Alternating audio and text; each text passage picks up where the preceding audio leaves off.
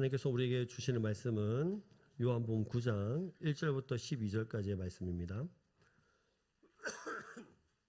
제가 가진 성경은 신약성경 160페이지에 있습니다. 요한복음 9장 1절부터 12절입니다. 한 절씩 교독하겠습니다. 예수께서 길을 가실 때에 날 때부터 맹인된 사람을 보신지라.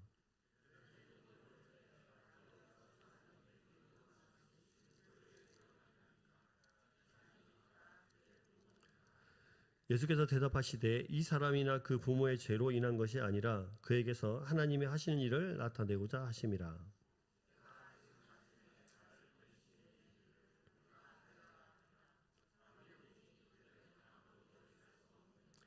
내가 세상에 있는 동안에는 세상의 빛이로라.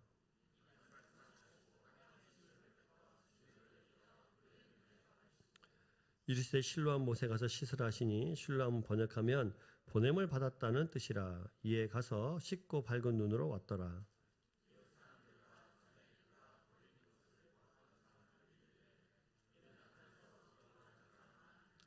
어떤 사람은 그 사람이라 하며 어떤 사람은 아니라 그와 비슷하다 하거늘 자기 말은 내가 그러하니. 대답하되 예수라 하는 그 사람이 진흙을 이겨 내 눈에 바르고 나더러 실로암에 가서 씻으라 하기에 가서 씻었더니 보게 되었노라.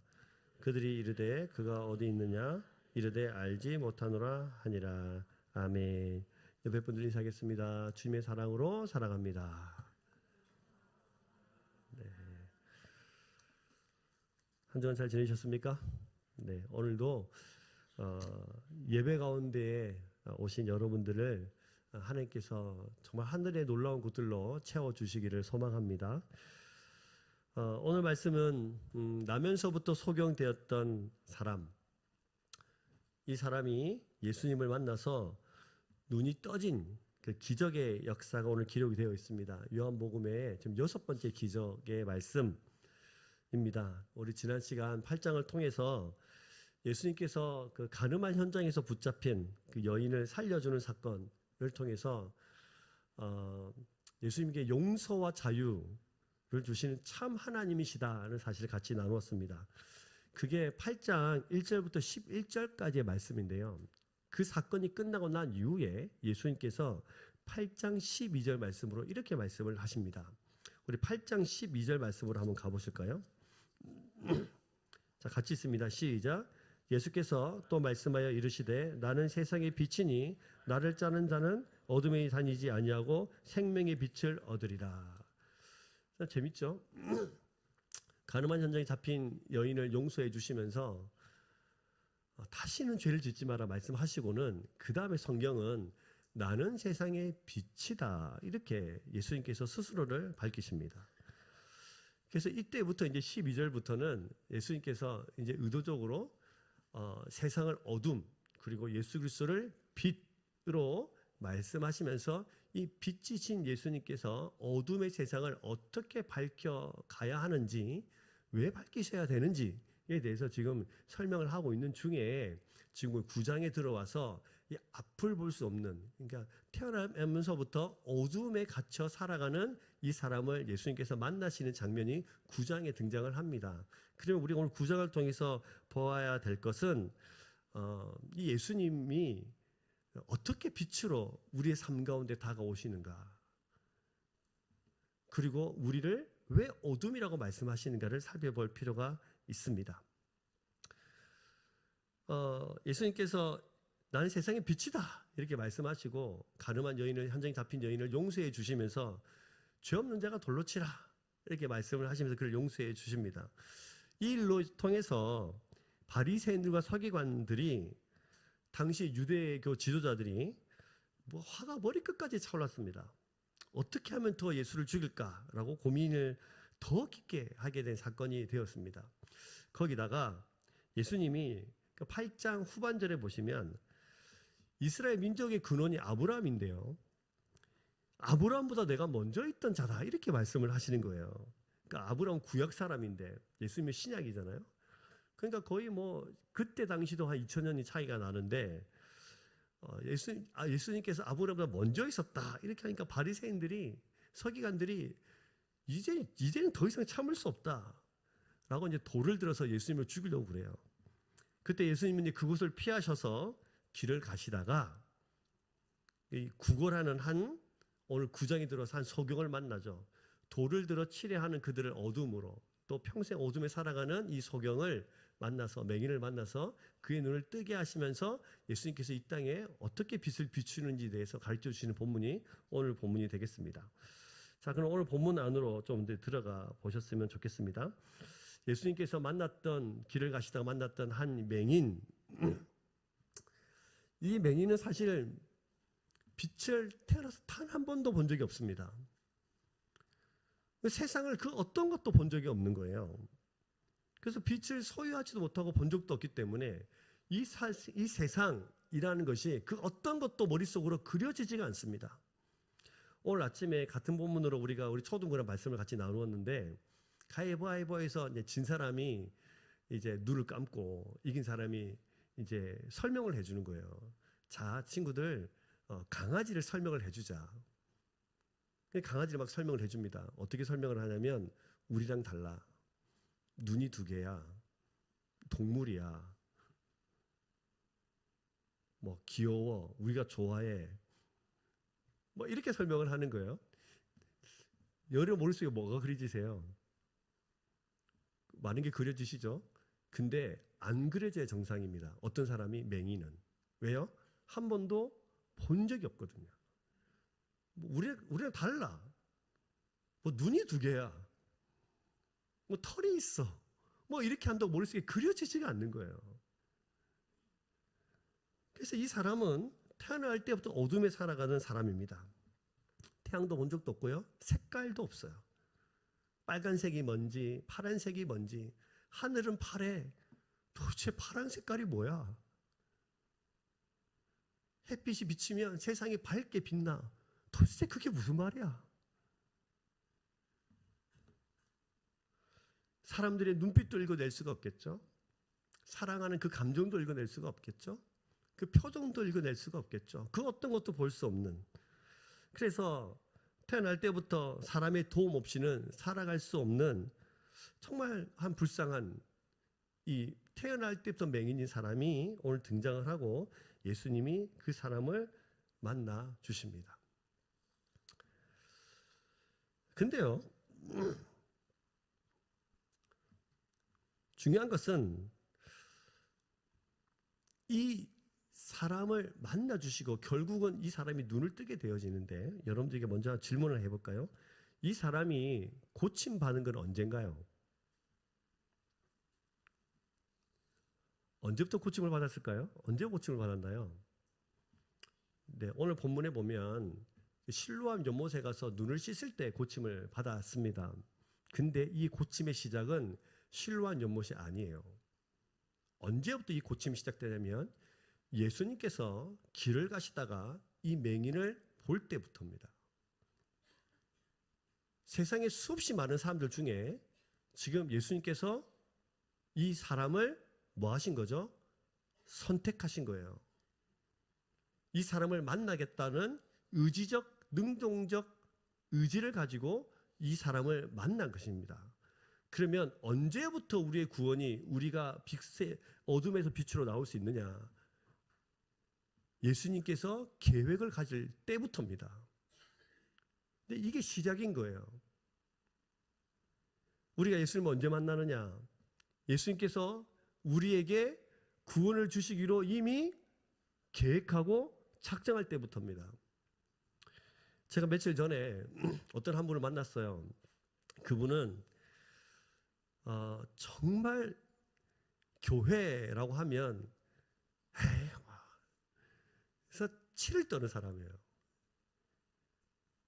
예수 믿는 사람들 이해가 되지 않는 사람들. 근데 이분이었거든요. 자기 의가 진짜 강하고 교회라고 하면 뭐 혀를 내두르는 그런 사람이었는데 놀랍게도 이분이 교회를 다닙니다. 어떤 일이 있었냐? 자기 사업이 잘 되고 뭔가 먹고 살기 등 따시고 배부를 때 먹고 살기 괜찮을 때는 예수님 필요가 없는 거예요. 근데 요즘 경기가 너무 어렵잖아요. 그래서 거의 지금 바닥에서 먹고 살 것까지 걱정해야 될 그런 환경 속에 놓이게 된 거죠. 그러니까 자기도 모르게 교회를 찾아가더래요. 그래서 나도 기도라는 것을 하고 있다는 거예요. 참 놀랍죠? 근데 그 전에 예수님이 누구신가를 계속해서 전해드렸거든요. 근데 예수님이 그렇게 하신 거죠. 그래서 어떤 예수 믿게 된 것이 눈을 떴을 때가 아니라 이미 하나님의 계획은 실행되어지고 있다. 때로는 우리를 절박하게, 때로는 아프게, 때로는 허기지게, 때로는 마음이 너무 가난하게, 때로는 마음이 너무 힘들게, 육신의 고통과 아픔 때문에 더 이상 내 힘으로 어떻게 할 수 없는 지경에, 경제적 어려움 때문에 내 앞길이 너무너무 불투명하고 불안하고 힘들 때 하나님께서 우리를 놓아하신 것이 아니라 그 사건과 그 계획과 그 환경을 통해서 예수 그리스도가 누구신가를 우리에게 가르쳐주고 계신다는 사실이에요. 우리는 이 본문을 볼 때 이 사람이 나중에 신라 영문에서 눈을 떴다. 예, 맞습니다. 맞습니다만 예수님을 받아들일 수 있도록 그 마음을 가난하게 하시고 예수님께서 받아들일 수 있도록 모든 환경을 만들어 가신 분은 예수 그리스도십니다. 그래서 여러분의 모든 삶은 누구의 손에 있어요? 예수 그리스도의 손에 있어요. 하나님의 손에 있어요. 하나님은 절대로 이름을 놓치신 적이 없습니다. 그래서 혹시 여러분 이 오늘 성경에 등장하는 맹인처럼 어둠밖에 없고 빛이 없고 힘들고 고통스럽고 외롭고 나는 왜 이렇게 사나라고 깊은 한숨을 혼자 내시는 분 계십니까?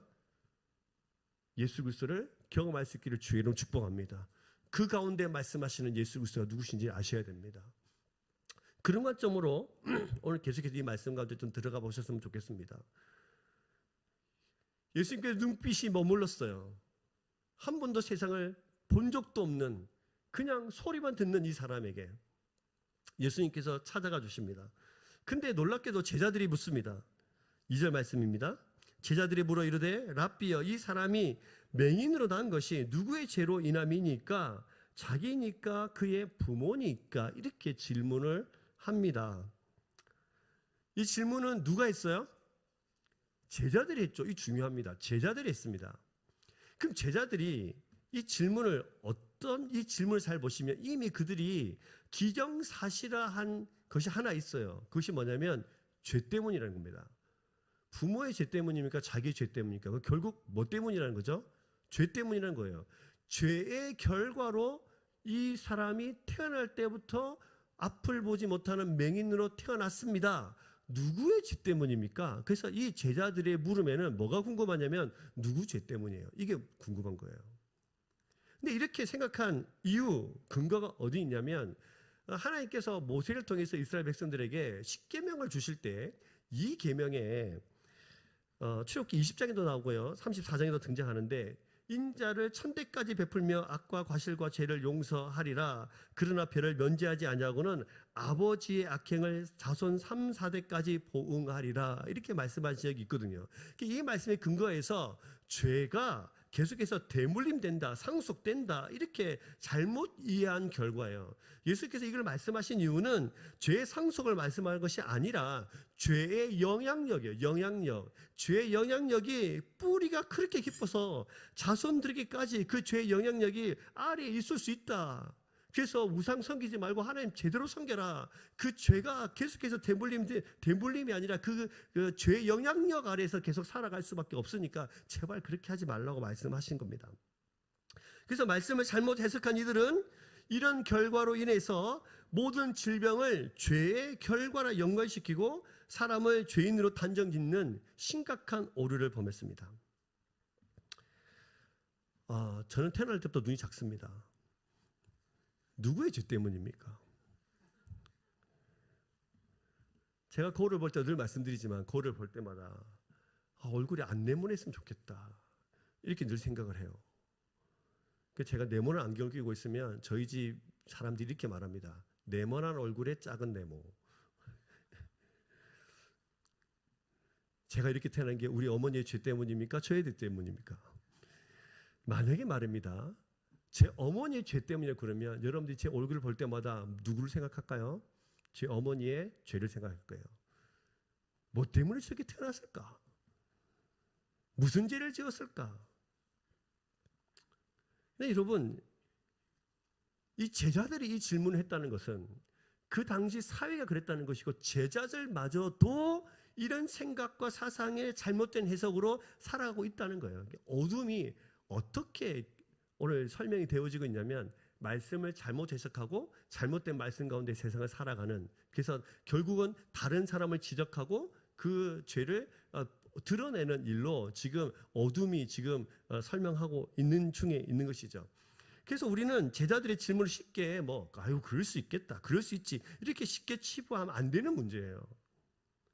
제자들은 당시의 사람들의 생각을 온통 이 사람이 소경으로 태어난 결과와 원인, 여기에 지금 계속 결과에 집중하고 있거든요. 그 과거 지향적이에요. 여러분 잘 생각해 보세요. 아마도 이 맹인이 구걸하고 있을 때마다 그 앞을 지나간 사람들이 뭐라고 했겠습니까? 지 부모 죄 때문일 거야. 아니야, 죄 때문일 거야. 태어날 때부터 저렇게 태어났으니까 당연히 자기 죄가 아니고 부모의 죄지. 그 부모가 무슨 죄를 지었을까? 살인을 했나? 외도를 했나? 온갖 상상으로 초점 맞추어지고 그 집안과 그 부모의 과거를 들추어내고 추측하고 자신들이 입술로 말하면서 마음대로 판단하면서 쑥대밭을 만들 것은 당연한 일입니다. 이렇게 하나님 볼 수 없고 세상을 잘못된 시각으로 바라보는 참으로 어두운 세상에 지금 예수님이 빛으로 오셨다고 말씀하고 계시는 거죠. 그러면 빛이신 예수님은 이 질문에, 어둠의 질문에 뭐라고 대답을 하시나요? 이 대답이 중요합니다. 이 어둠으로밖에 생각할 수 없는, 빛이 뭔지 전혀 모르는 이 사람들의 질문, 이 질문에 예수님은 3절 말씀으로 이렇게 대답을 하시죠. 예수님께서 대답하시되 이 사람이나 그 부모의 죄로 인한 것이 아니라 그에게서 하나님이 하시는 일을 나타내고자 하심이라. 뭐라고 대답하시죠? 죄 때문이 아니고 누구의 일을? 하나님의 일을 나타내고자 하는 것이다. 이렇게 설명을 해줍니다. 이 대답이 너무너무 중요한 이유는, 주님의 대답은 이 제자들의 시선, 그러니까 온 땅의 시선, 그 땅의 당시 사람들의 시선을 원인에서 목적으로 바꿔주신 겁니다. 이게 너무 중요합니다. 존재가 원인 때문에 이 인간이 이렇게 된 게 아니란 뜻이에요. 존재의 목적, 여기에 집중시키는 거죠. 만약에 여러분 원인이, 이 존재의 원인, 여기서 집중해야지 이 제자들의 질문, 당시 사회의 질문대로라면 이렇게 태어난 것은 모두 다 부모 탓이에요. 남 탓이라고요. 키가 작은 것도 내 부모가 키가 안 커서, 얼굴이 네모난 것도 내 부모 때문에, 가난한 것도 부모 때문에, 지혜롭지 못한 것도 부모 때문에, 내가 이런 집에서 안 태어났다면 지금 이렇게 살지 않았을 텐데 이런 집구석에 태어나서 내가 이렇게밖에 못 살아, 부모 때문에. 날 이렇게 만든 거는 당신 때문이야. 나 원래 되게 착한 사람인데 이상한 당신 만나가지고 한 20, 30년 살다 보니까 내가 이렇게 된 거야. 누구 때문에? 당신 때문에. 나는 다른 사람을 향해서 욕 한 번 할 수 없는, 한 번 따라서 비판하기 시작하면 내 가슴이 두근두근 뛰는 원래 착한 사람인데 세상이 모질어서 세상이 날 이렇게 만든 거야. 세상 때문에.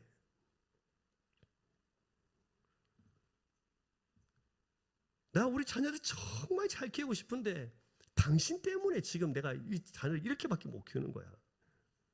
뭐든지 원인과 결과로 해석하고 비판하고 정죄합니다. 그래서 이들의 생각을 가지고 살펴보시면 어떻게 드러나냐면요, 원망, 불평, 남 탓, 실수, 실패, 귀결돼요. 이게 어둠의 이야기거든요.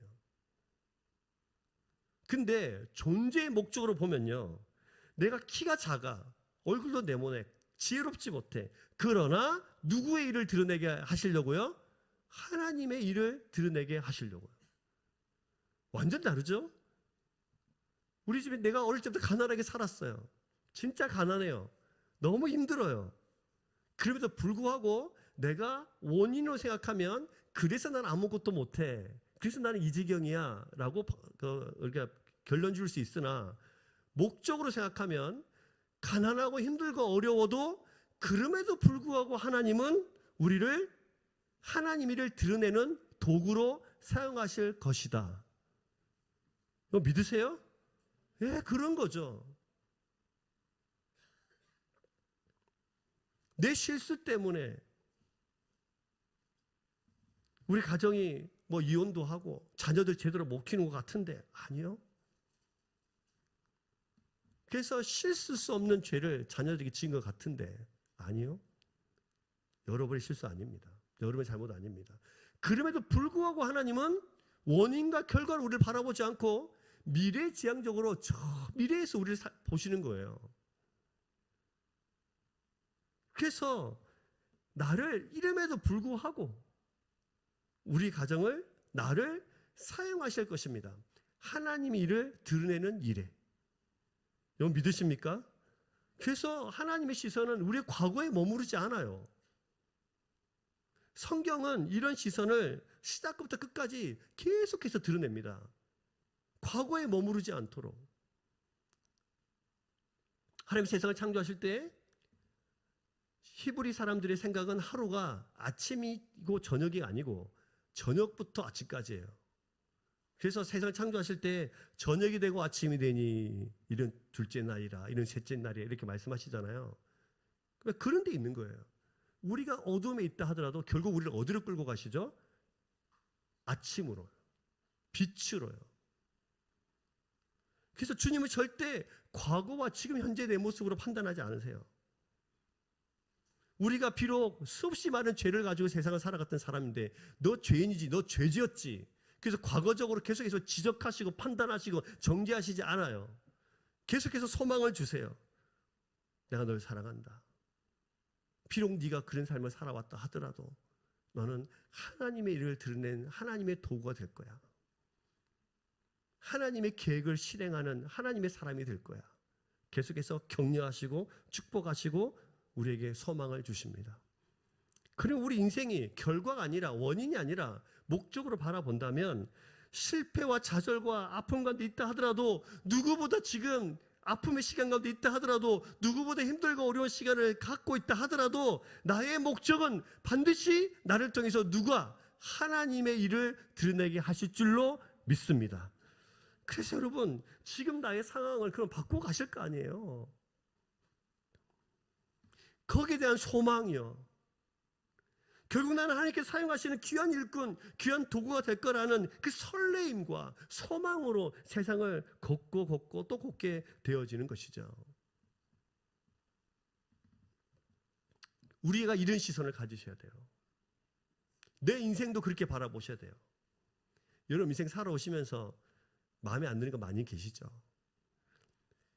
내가 왜 그때 그런 선택을 했을까 고민될 때가 있으시죠? 그때 내가 안 그랬으면 지금 더 잘 살았을 텐데, 그럴 때가 있죠. 나도 그런데 이 시선을 다른 사람한테 똑같이 갖다 대잖아요. 네가 그래서 그런 거야. 그래, 여러분, 하나님의 시선으로 여러분 자신에게 그 시선을 고정시킬 수 있기를 주의 이름으로 축복합니다. 하나님의 시선을 보십시오. 나는 하나님의 하실 일을 드러내는 사람입니다. 옆에 사람도 그렇게 보십시오. 공동체도 그렇게 보십시오. 지금 비록 부족해서 그러니까 안 돼가 아니라, 그러나 하나님께서 하나님 일을 드러내는 그런 공동체로, 옆에 사랑하는 지체로 만들어 가실 줄로 믿습니다. 저를 따라서 한번 고백하실까요? 이래봬도, 자기 자신에게 손을 얹고, 이래봬도 나는 하나님의 일을 드러내는 사람이 될 것입니다. 옆에 분들에게도 축복할까요? 당신은 반드시 하나님의 일을 드러내는 귀한 일꾼이 될 것입니다. 할렐루야. 네, 소망이 좀 되십니까? 얼마나 큰 위로가 되는지 몰라요. 이것이 하나님께서 이 맹인을 통해서 드러내고자 하시는 하나님의 일 첫 번째입니다. 시선을 바꾸는 거예요. 어둠의 생각이 아니라 빛의 생각으로 세상을 바꾸고 가시는 거예요. 자, 두 번째, 하나님께서 이 맹인을 통해서 드러나고 나타내고 싶어 하시는 뭐냐? 6절과 7절을 보시면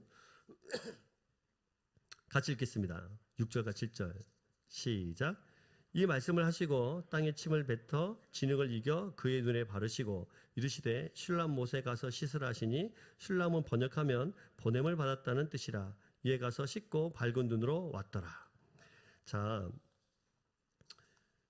이제 예수님은 이 불쌍한 맹인을 고치시기로 작정하시고 이제 고치십니다. 근데 평소와는 다르게 다른 방법을 쓰세요. 어떤 방법입니까? 침을 뱉어서 침을 뱉어서 진흙을 이겨 눈에 바르십니다. 예수님이 고치실 때 지금까지 고치는 것을 보시면 말씀으로 고치시거나 손을 대시는 방법으로 고치셨거든요.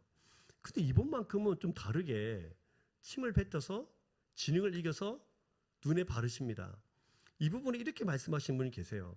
예수님께서 침을 뱉어서 이 침이 효능이 있다 이게. 그래서 이 침이 도대체 뭐냐? 뭐 알칼리성이냐 산성이냐 뭐 이렇게 그게 중요한 게 아니고요. 그럼 또 이 진흙이 또 이게 효험 있는 이 진흙이다. 이런 분이 계세요. 그게 중요한 게 아니고요. 하나님이신 그 예수님께서 지금 진흙을 만지시고 계세요. 맞습니까? 맞죠? 자, 이 부분 어디서 본 적 없으세요? 하나님이 진흙을 손대시고 계시는 장면. 그렇죠. 어디 나와요? 창세기에 뭐 할 때요? 창조하실 때요. 지금 이 본문을 통해서 가르쳐준 두 번째 사건은 이 사건입니다. 지금 예수님이 아무도 지금 빛으로 오신 예수님을 하나님의 아들, 하나님으로 인정하지 않는 그 어두움에 지금 예수님이 하나님이신 예수님이 그 진흙을 손대고 계시는 장면이죠. 이 이미지, 이 그림이 창세기의 하나님과 이 오버랩되면서 이 예수님께서 지금 창조의 행위를 하고 계시는 거예요. 그래서 중요합니다. 이 본문이. 그래서 하나님이 창조의 지금 작업을 하고 계시는 장면, 첫 번째 창조가 아니라 두 번째 재창조의 역할을 지금 하고 계시는 그 사건을 지금 설명해 주고 계시는 것이죠. 그래서 오늘 사건은 예수님이 흙으로 하신 일을 조명하면서 하나님의 창조 사역을 지금 예수님의 그 사건을 그대로 재현하시면서 재창조의 하나님, 이 어둠밖에 없는 세상을 빛으로 만드셔야 되는 그 창조주 하나님의 모습을 지금 이 본문을 통해서 우리에게 보여주시는 거예요. 단순히 눈을 뜨게 했다, 치유 사건에 집중하는 거 아니라 이분이 왜 치유 사건을 이렇게 회복할 수밖에 없는 분인가에 대해서 성경은 가르쳐주고 있는 거죠. 그럼 왜 재창조가 필요합니까? 첫 번째 창조 이후에 아담과 하와로 대표되는 인류의 대표가 죄로 인해서 타락해서 빛을 보지 못하는 영적 맹인의 삶을 온 인류가 지금 살아가고 있기 때문에 인류는 다시 새롭게 되어야 됩니다. 하나님의 만지심으로 다시 눈을 떠 하나님을 창조의 주로 구원의 주로 다시 볼 수 있어야 되는 거예요. 그래서 지금 재창조를 하십니다.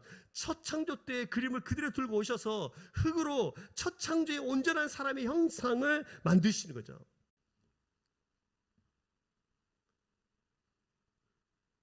첫 번째 창조와 근데 두 번째 창조 간에 약간의 차이가 있습니다. 첫 번째 창조 때는 아담과 하와가 그저 그 하나님의 명령에 순종하고 그렇게 살아가면 됐죠. 동상 주황에 있는 모든 나무를 먹는데 동상 주황에 있는 선악과 먹지 마라. 그 말씀에 순종하기만 하면 그 모든 것을 누릴 수 있었어요. 근데 첫 번째 창조, 지금 두 번째 창조를 가르쳐주고 있는데 여기에 결정적으로 다른 게 하나 있습니다. 예수님께서 침을 이렇게 흙에 이렇게 헤쳐가지고 이겨가지고 눈에 바르셨죠.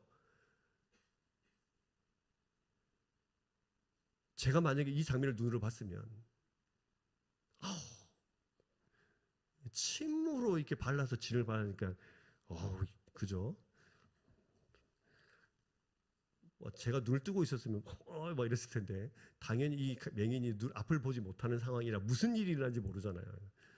그래서 이제 찹찹한 이게 진흙이 눈에 탁 발라진 거죠. 근데 그때 예수님이 하신 말씀이 있어요. 눈을 떠라고 하지 않으셨어요. 눈을 떠라고 할 수 있나요, 없나요? 있죠. 진흙을 안 발라도 고칠 수 있나요, 없나요? 있지요. 제가 또 이런 말씀 드리니까 도대체 침을 얼마나 뱉어야 또 눈에 바를 수 있는 진흙만큼 되나 뭐 이렇게 또 고민하신 분이 계실 것 같은데, 중요한 비본질이에요, 그런 거는. 근데 예수님께서 이렇게 말씀하신 거죠. 실로와 연못에 가서 씻어라요. 자, 예수님은 실로와 연못에 가서 씻으라고 하셨고, 이 맹인은 실로와 연못에 가서 씻기만 하면 됩니다. 근데 조건이 있는 거예요. 뭐가 조건이 필요하죠? 실로와 연못에 가려면 이 맹인에게 필요한 것이 두 가지가 있습니다. 첫 번째 뭡니까? 믿음이에요. 이 말을 믿어야 될 거 아닙니까? 맞습니까? 아니, 평생 앞을 못 보는 사람이 평생 구걸하면서 살고 있는데 어떤 사람이 와가지고 갑자기 뭔지 모르겠는데 눈에 뭐가 붙는 겁니다. 그러고는 자기 귀에 들리는 거예요. 그 실로암 연못에 가서 씻어라. 이게 믿어집니까? 근데 뭐 해야 돼요? 믿어야 돼요. 그 믿음으로 끝나느냐? 아니죠. 믿음을 가지면 반드시 어디로 가야 되죠? 실로암 연못에 가야 돼요. 그러면 뭐가 필요합니까? 믿음과 순종이 필요한 거죠. 두 번째 창조, 이 땅에 있는 사람들이 다시 빛의 세상으로 나와서 하나님과 함께 살아가고 이 놀라운 하늘나라의 기적을 날마다 경험을 살려면 두 가지가 필요합니다. 첫 번째 뭐가 필요해요? 믿음이요. 두 번째 뭐가 필요해요? 순종이요. 믿음이 없으면 순종할 수 있을까요? 없을까요? 없죠. 그래서 두 번째 재창조된 이들을 다시 새롭게 하려면 믿음이 필요한 거예요. 그래서 구원은 오직 뭘로 납니까? 믿음으로 나죠. 그 전에 뭐부터 하세요? 들려주시잖아요.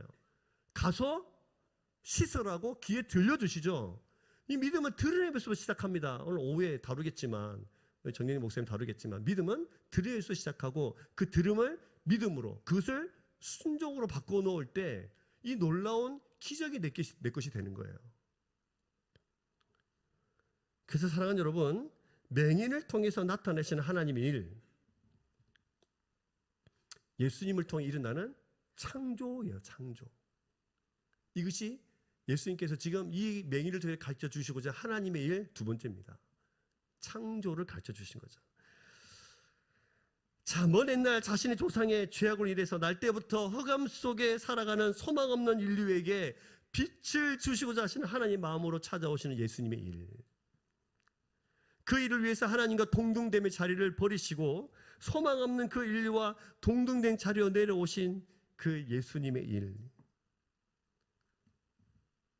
그 일을 위해서 우리를 종이 아닌 자녀로 삼아 주셔서 우리와 함께 일하시고 우리를 다시 회복시켜 가시는 하나님의 일. 이 일이 여러분의 삶 가운데도 일어나기를 주의 이름으로 축복합니다. 네, 날마다 일어나셔야 돼요. 재창조된 백성에게 믿음과 순종을 요구하시는, 그래야 빛을 볼 수 있는.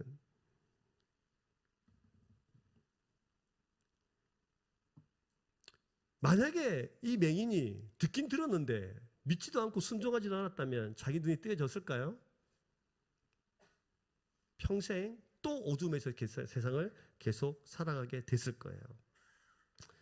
여러분 삶 가운데도 믿음과 순종이 필요합니다. 믿음과 순종을 통해서 그 빛이신 하나님 앞으로 나아갈 수 있습니다. 믿음과 순종은 우리를 어둠에서 끄집어냅니다. 그 어떤 소망을 가질 수 없는 상황에서 끄집어내서 소망을 가지고 세상을 다시 당당하게 빛 앞으로 나오는 삶으로, 밝은 눈으로 세상을 살아가는 사람으로 만듭니다. 그러니 믿음과 순종이 필요합니다. 여러분 삶 가운데 날마다 믿음과 순종이 있게 되기를 주의 이름으로 축복합니다. 자, 그리고 한 가지만 더 이야기를 해봅시다. 자, 실로암으로 보내졌습니다. 실로암은 보냄을 받았다는 뜻이에요. 예수께서 그를 보내셨죠. 실로암으로요. 뭐를 들려서 보내주셨나요?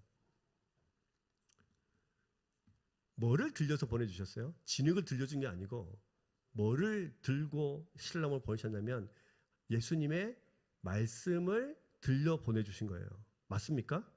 그렇죠? 가면 낫는다고 하시니까 그 말씀을 들고 간 거 아니에요. 그러니까 우리가 세상을 향해 나아갈 때 우리는 말씀을 들고 세상을 나아가는 거예요. 여러분 일상에 이 말씀을 두고 가시는 거예요. 사람과의 관계가 어그러져 계세요? 그 가운데 뭘 들고 가셔야 돼요? 말씀을 들고. 도저히 용서할 수 없는 사람들이 눈에 보이십니까? 그 사람 앞에 뭘 들고 가셔야 되죠? 말씀을 들고. 어떻게 해요? 어떤 말씀?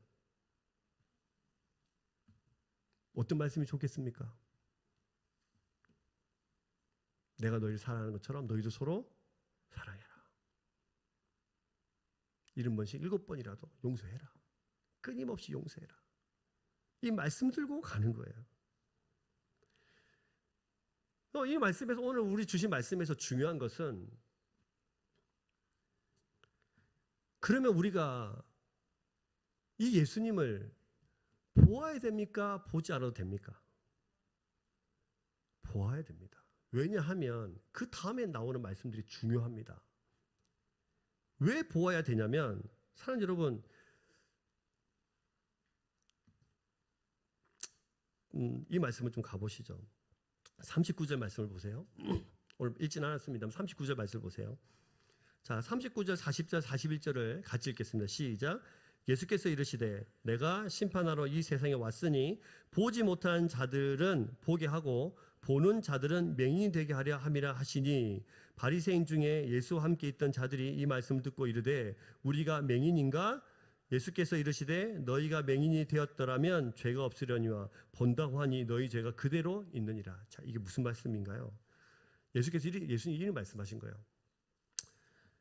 내가 심판하러 왔는데 이 세상에 왔으니 보지 못하는 자들은 뭐하게 하고 보게 하고 보는 자들은 맹인이 되게 할 것이다. 이 말은 육신적인 눈이 뜨여서 보고 안 보고의 문제가 아니라 영적인 눈이 뜨여서 예수 그리스도를 보냐 보지 못하는 거예요. 근데 보지 못하는 영적인 눈이 뜨여서 영적인 눈이 감겨져서 예수님을 보지 못하는 자들은 지금 예수님께서 39절에 보시면 내가 뭐하러 왔다? 내가 뭐하러 왔다? 심판하러 온 거죠. 그러면 영적인 눈이 계속해서 빛이 옆에 있는데도 보지 못하고 영적인 눈이 뜨여 감겨져서 예수님을 보지 못하는 것은 무슨 상태에 있는 거예요? 심판의 상태에 있는 거예요. 그러면 영적인 눈이 뜨여져서 예수님을 볼 수 있는 사람은 그러면 심판이 아니라 뭡니까? 구원을 얻은 거죠. 맞습니까? 맞아요? 네, 맞아요. 그러면 예수님께서 우리에게 원하신 것은 우리 영적인 눈을 떠서 예수 그리스도를 누구신지 보라는 거예요. 그 빛이신 주님이 누구신가를 보라는 거예요. 그럼 보지 못하면 심판 가운데 있는 거예요. 그러니까 우리는 반드시 이 빛이신 예수 그리스도를 보아야 합니까? 보지 말아야 합니까? 보아야 합니다. 반드시 보아야 합니다. 보지 못하면 심판입니다. 그런데 이 말을 들은 바리새인 서기관들 말씀을 먼저 받았는데도 이것을 예수님 앞에 적용하지 못하고 예수님을 보지 못하는 이런 자들이 이 말을 듣고 그러면 우리 보고 맹인이란 뜻이야? 알아들었잖아요. 뭔 말인지. 그리고 오히려 이것을 무슨 소리고 우리 보고 왜 맹인이라 하노 하면서 예수님에게서 화를 내고 있는 거예요. 그래서 예수님이 이렇게 말씀하셔서 41절 보시면 예수께서 이르시되 차라리 니네가 맹인이 되었으면 죄가 없을 텐데 본다고 말하니까 차라리 내가 볼 수 없어서 보게 해달라고 하면은 차라리 내가 눈 열어두었을 텐데 내가 보고 있는데 무슨 소리 하십니까? 당신은 하나님이 아닙니다. 라고 말하는 그들에게 그러니까 네 죄가 그대로 있다고 말씀하시면서 심판 가운데 그냥 내버려 두시는 거예요. 그런지 여러분 영적인 눈이 감겨 있다면 예수 그리스도의 빛으로 나올 수 있기를 주의 이름으로 축복합니다. 여러분들이 뛰어셔야 돼요. 보셔야 돼요. 보고 안 보고 그냥 내 판단, 뭐 내가 좋으면 볼 거고 내가 안 좋으면 안 볼 거야, 이런 선택의 갈림길이 아니라 이것은 심판과 구원의 갈림길에 있는 아주 중요한 지금 대목이 있는 중이라는 말입니다. 그러니 예수 믿는 것, 날마다 내 인생에 뭐 큰 일이 일어나지 않아서, 늘 예수 믿어도 뭐 내 상황은 그대로라서 뭐 바뀌는 것도 별로 없고 예수 믿는 게 원래 더 힘들어 라고 말하지 마십시오. 예수 그리스도를 볼 수 있어야 됩니다. 지금 예수님께서 지금 말씀을 통해서 여러분들 계속 보여주시는 중에 있는 중이잖아요. 그러니 사랑하는 여러분, 예수 그리스도를 볼 수 있기를 주의 이름으로 축복합니다. 이 말씀을 믿을 수 있기를 소망합니다. 이 말씀이 믿어지면 우리의 눈이 뜨어져서 예수 그리스도를 보는 거라고 지금 성경 우리에게 말씀해 주고 계시잖아요. 보셔야 돼요. 지금까지 살아온 방식대로 그대로 세상을 살아가면 여전히 우리는 어둠 속에 살아가는 사람일 수밖에 없습니다. 자, 이 맹인의 삶을 한 번만 우리 생각을 해봅시다. 이 이후에 어떻게 됐을까요? 이 맹인이 불려가요. 그래서 막 이렇게 합니다. 너 누가 그랬노? 예수라는 사람이 그랬는데요. 근데 이렇게 말하는 거죠. 하늘로부터 오지 않으면 나한테 도대체 이런 일이 일어날 수 없습니다. 이렇게 하니까 이 유대의 지도자들이 쫓아냅니다. 성경은 쫓아냈다고 되어 있는데 이 쫓아냈다는 말이 사실은 파문당한 거예요. 파문당한 거. 파문당하면 더 이상 구걸도 못합니다. 쫓겨나가는 거죠. 그럼에도 불구하고 이 맹인은 예수 그리스도를 구주로 영접하고 그의 나머지 삶을 주님을 쫓아가는 삶이 됩니다. 가는 곳마다 예수 그리스도를 전하는 사람이 됐겠죠. 이게 증인의 삶이거든요. 이런 증거가 있기 때문에 증인의 삶을 사는 거예요. 맞습니까? 여러분, 자기 인생에 실로암 같은 놀라운 일이 경험됐는데 어떻게 입을 닫고 살 수가 있겠죠? 근데 이 경험이, 이 놀라운 일이 어떤 기적적인 큰 어떤 일로만 일어나는 것이 아니라 이 놀라운 것은 우리의 일상 가운데 날마다 일어나는 놀라운 기적이 됩니다. 우리 교회 표어가 뭐죠? 하나님 말씀을 일상으로 살아. 하나님 나라를 누리는 교회. 이 주님과 함께 동행하면 우리의 일상이 뭐가 돼요? 하나님 나라가 돼요. 지금 이 맹인이 경험한 것은 하나님의 나라입니다. 이 놀라운 기적이 어쩌다 한 번씩 일어나는 일이지 아니요.